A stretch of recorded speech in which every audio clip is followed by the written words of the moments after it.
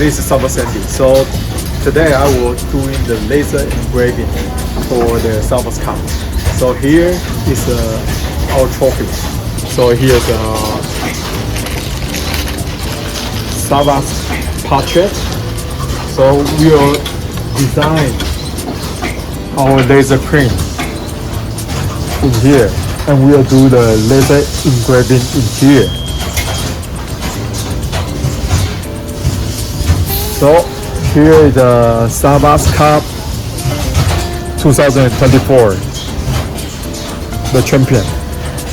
We are doing the race. So we have a 1A nitro,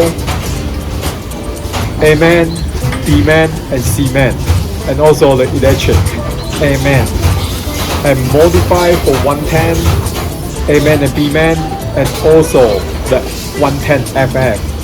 A-man, B-man, and C-man.